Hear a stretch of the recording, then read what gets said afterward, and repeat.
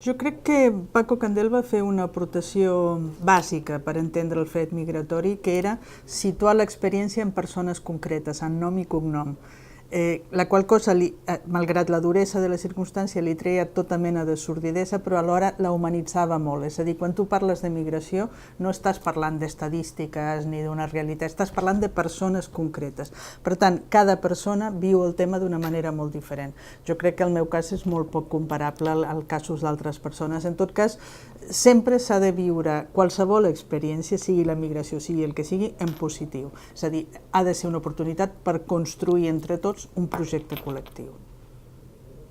La migració ha canviat la meva vida de manera radical perquè quan marxes del teu país i t'integres en una altra societat canvies d'olors, de llengua, de paisatge, d'amics, de relacions humanes, d'oportunitats, de perspectives, i deixes tot això que era el teu camí natural, el teu camí fàcil, per entrar en un món que t'exigeix moltíssimes coses i en el qual estàs sol. O sigui, la gent a vegades no és conscient de la importància d'aquella xarxa d'amics que t'acompanya al llarg de la vida, que t'obre portes, que et dona. Quan tu migres, tot això desapareix i estàs tu sol davant del món. Per tant, el canvi és radical. En el meu cas és una experiència molt reeixida, perquè a més jo vaig venir voluntàriament, vaig triar a on venir i vaig triar la cultura a la qual jo em volia integrar i a la qual hi volia contribuir.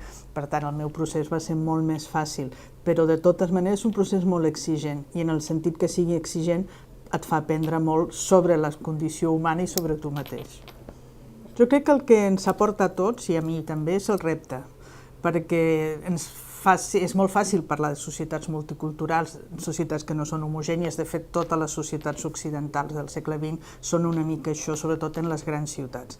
Ara, és un repte perquè no és fàcil que tota aquesta gent vinguda de fora s'incorpori al més ràpid possible, no tant a l'ascens econòmic i a la promoció social, que això més tothom s'espavila com pot, sinó al projecte. És a dir, l'important és que, per ser un sol poble, és que tots vulguem d'alguna manera contribuir a un projecte de desenvolupament, de progrés, de convivència, que no deixa de ser el projecte que el catalanisme, diguem-ne, el catalanisme com a tronc central d'aquesta societat, ha defensat des de fa 150 anys o fins i tot 300, diguem-ne, no? És a dir, una manera de dir progressem, però progressem tots alhora. Llavors és important que tant la societat com els seus membres individualment siguin conscients que aquest procés ens implica a tots i que hem d'ajudar que tots hi siguin.